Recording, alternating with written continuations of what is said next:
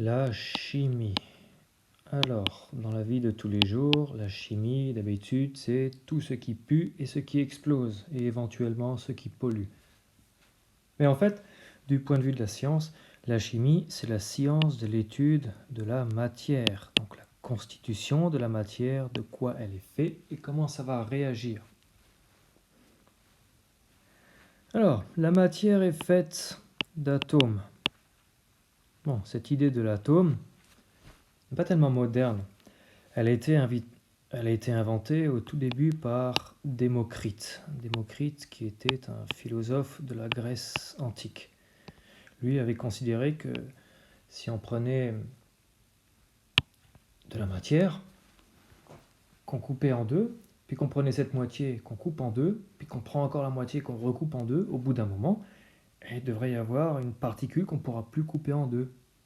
Et donc ça, ce sera l'atome, particule qui ne peut pas être coupée. Malheureusement, il y a eu un certain monsieur qui s'appelait Aristote.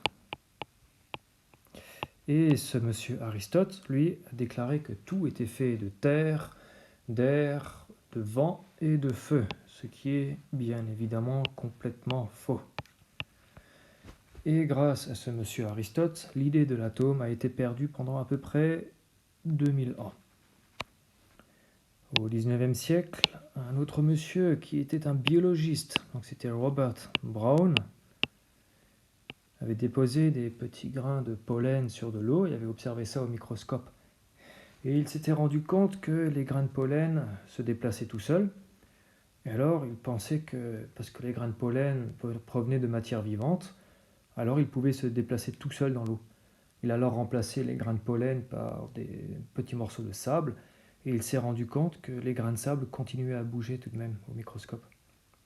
Alors il s'est dit que l'eau devait sans doute être faite de très petites particules qui bougeaient très rapidement, et en bougeant très rapidement, elle devait percuter les grains de sable et les faire bouger.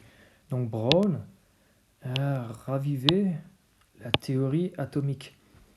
Donc c'était un modèle très intéressant pour expliquer le comportement de la matière, mais ça n'avait pas encore été prouvé. La personne qui a prouvé l'existence de l'atome était M. Albert Einstein.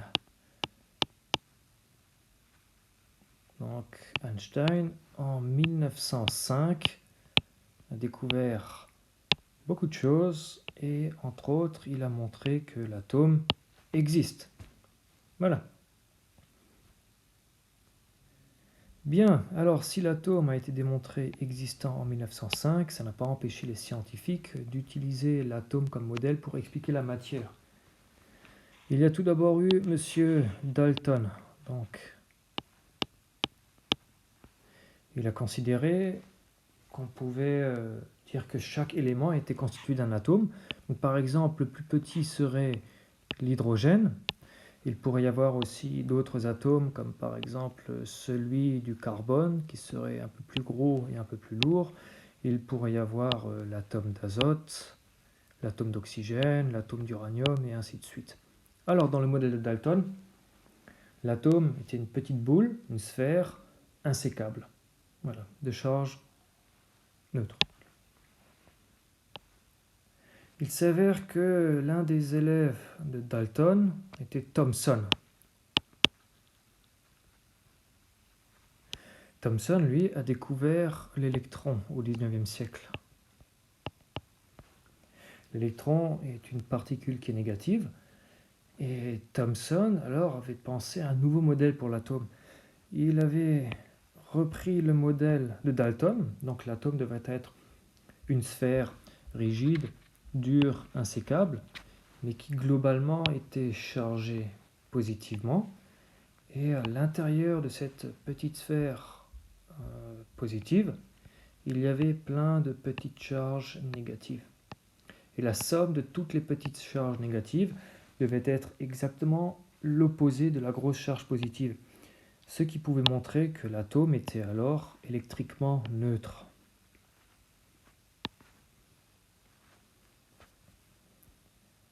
Bon, dans le modèle de Dalton ou dans le modèle de Thomson, l'atome est toujours considéré comme étant la plus petite particule et on ne peut pas le briser. Il s'avère que le phénomène de la radioactivité a été découvert par Monsieur Becquerel.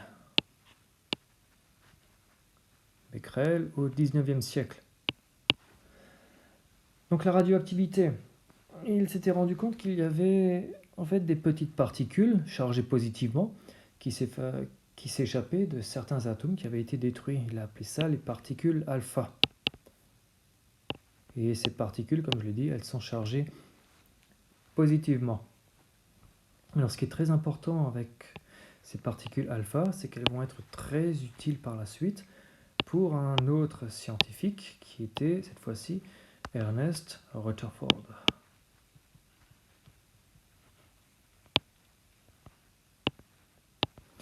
Rutherford a fait une expérience qui était, ma foi, très intéressante et surtout très intelligente. Il avait pris un morceau de l'élément radium. Le radium qui avait été découvert par Marie Curie et qui est une source importante de particules alpha. Il est très radioactif et en se détruisant, il va envoyer des particules alpha. Donc ces particules alpha partent dans toutes les directions. Ce que Rutherford voulait faire, c'était canaliser toutes ces particules. Donc faire en sorte qu'elles ne partent que dans une direction.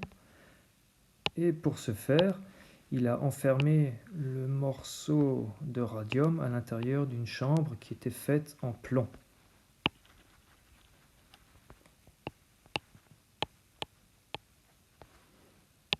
Donc le plomb absorbait toutes les particules alpha, mais comme il y avait une petite ouverture que j'ai dessinée ici sur la droite, les particules alpha pouvaient s'échapper tout droit. Ça faisait en fait comme un canon à particules alpha. Il a alors pris une feuille en or. Je dis vraiment une feuille parce que ça avait à peine 4 micromètres d'épaisseur. Et il avait placé cette feuille en or à l'intérieur d'une chambre qui était placée sous vide. Il n'y avait pas d'air à l'intérieur, pas de gaz, rien du tout. Il voulait voir si les particules alpha passaient à travers la feuille d'or ou si elles étaient réfléchies. Pour Rutherford, c'était tout l'un ou tout l'autre. Soit tout va traverser, soit rien ne traverse. Alors, pour voir si les particules alpha traversent ou non, il a mis sur l'arrière de sa chambre sous vide un film photographique.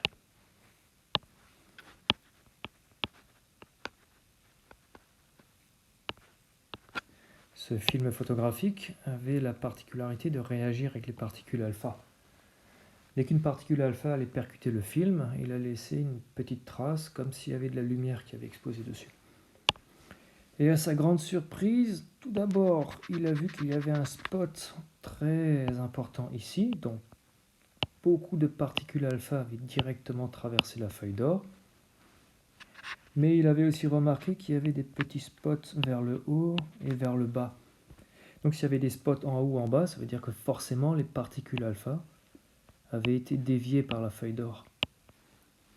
Donc à peu près 99,99% des particules alpha traversaient. Une toute petite partie était déviée. Et M. Rutherford s'est rendu compte aussi qu'il y avait des particules alpha qui avaient été renvoyées vers l'arrière.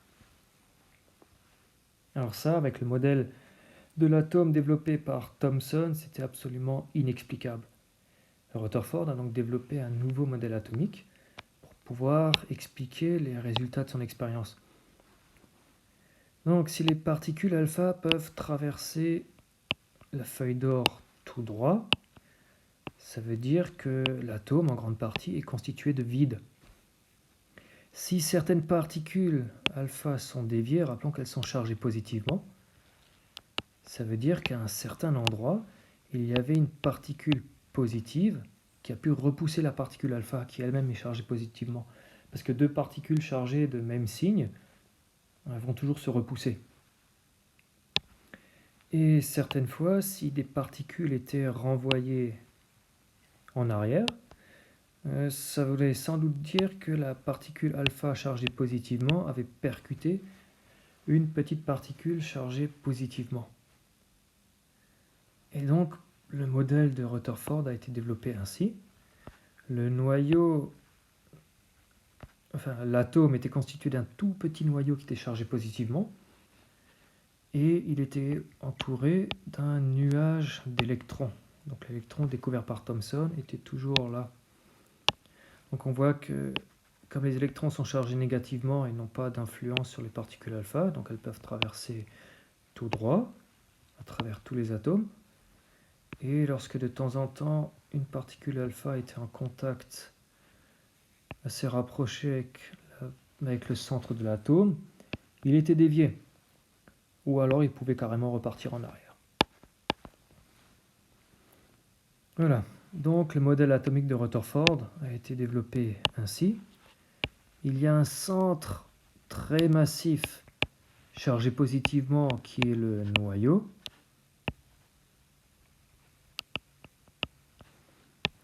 Et il y a tout autour un nuage d'électrons. Donc avec les électrons qui sont tout autour du noyau ici.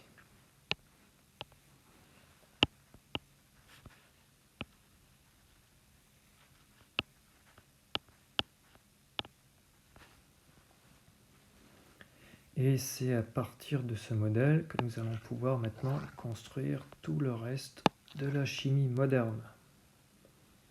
Donc le modèle de Rutherford.